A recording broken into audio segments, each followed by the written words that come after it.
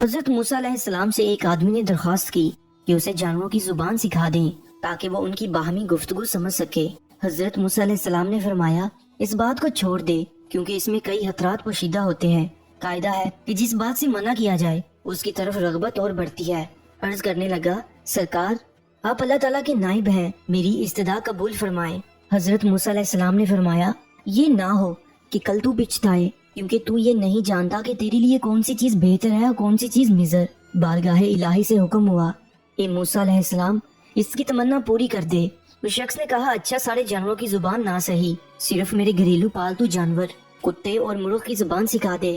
حضرت موسیٰ علیہ السلام نے فرمایا جا آج سے ان دونوں جانوروں کی بولی پر تجھ کو قدرت حاصل ہوگی۔ وہ شخص یہ سن کر خوش اپنے گھر چلا گیا۔ صبح ہوئی تو خادمہ نے دسترخوان جارا، اس میں سے رات کا بچا ہوا روٹی کا ٹکڑا زمین پر گرا۔ مرغ وہ ٹکڑا اٹھا کر لے گیا۔ کتے نے کہا دوست تو دانہ دن کا کھا کر اپنا پیٹ بھر لے گا، اگر روٹی کا ٹکڑا مجھے دے دے تو میرا گزارا چل جائے گا۔ مرغ نے کہا میاں صبر کرو، خدا تجھے بھی دے گا، کل ہمارے مالک کا گھوڑا مر جائے گا، تم پیٹ بھر کر کھائیو۔ وہ شخص ان دونوں کی گفتگو سن رہا تھا، وہ فوراً اٹھا، اس نے گھوڑا کھولا اور جا کر منڈی بیچ آیا اور نقصان سے اپنے آپ کو بچا لیا۔ دوسرے دن بھی روٹی کا ٹکڑا مرغ لے اڑا۔ کتے نے غصے میں آ کر مرغ سے کہا اے فریبی یہ دروغ ہوئی، کب تک چلے گی، تو جھوٹا ہے۔ ارے اندھے نجومی تو سچائی سے محروم ہے۔ مرغ نے جواب دیا وہ گھوڑا دوسری جگہ مر گیا، مالک نے نقصان سے بچنے کے لیے گھوڑا بیچ ڈالا تھا، فکر نہ کر کل اس کا اونٹ مر جائے گا اور تو خوب پیٹ بھر کر کھانا۔ یہ سن کر مالک اٹھا اور اونٹ بھی بیچ آیا۔ اس طرح اس نے اس کے مرنے کے غم اور نقصان سے اپنی جان بچا لی۔ تیسرے دن پھر ایسا ہی واقعہ پیش آیا تو کتے نے مرغ سے کہا ارے کمبخت تو جھوٹوں کا بادشاہ ہے، آخر کب تک تو مجھے فریب دیتا جائے گا۔ مرغ نے کہا بھائی اس میں میرا کوئی قصور نہیں، مالک نے اونٹ بیچ ڈالا اور اپنے آپ کو نقصان سے بچا لیا۔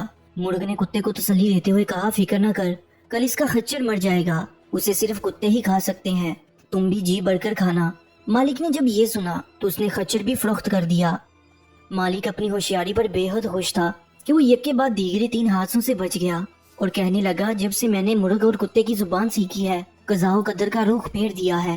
چوتھے دن کتے نے مرغ سے کہا اے مرغ وہ تیری پیشین گوئیاں کیا ہوئی، یہ تیری مکاری اور جھوٹ کب تک چلے گا؟ مرغ نے کہا توبہ توبہ یہ غیر ممکن ہے کہ میں یا میرا کوئی ہم جنس جھوٹ بولے، ہماری قوم تو موزن کی طرح راست گو ہے، ہم اگر غلطی سے بے وقت اذان دے بیٹھے تو مارے جائیں۔ مالک نے اپنا مال تو بچا لیا لیکن اس نے اپنا خون کر لیا۔ ایک نقصان 100 نقصان کو دفع کرتا ہے، جسم اور مال کا نقصان جان کا صدقہ بن جاتا ہے۔ بادشاہوں کی عدالت سے سزا ملے تو مال کا جرمانہ ادا کر کے جان بچ جاتی ہے، لیکن قضاء الہی کے بید سے بے خبر ہوتے ہوئے بھی جو آدمی اپنا مال بچاتا ہے وہ محض نادان ہے۔ اگر وہی مال اس پر سے صدقہ ہو جاتا تو شاید اس سے بلا ٹل جاتی۔ اب کل یقیناً مالک خود مر جائے گا، اس کے وارث اس کی وفات پر گائیں ذبح کریں گے، بس پھر تمہارے وارے نیارے ہیں۔ گھوڑے، اونٹ اور خچر کی موت اس نادان کی جان کا صدقہ تھا، وہ مال کے نقصان سے تو بچ گیا لیکن اپنی جان گنوا بیٹھا۔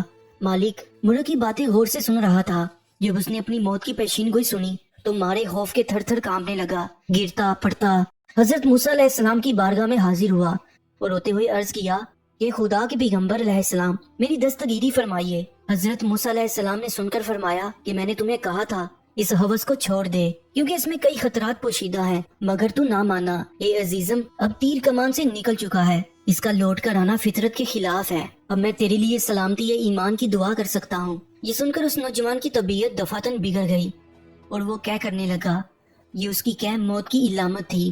اس کو گھر لے جایا گیا، گھر پہنچتے ہی وہ مر گیا۔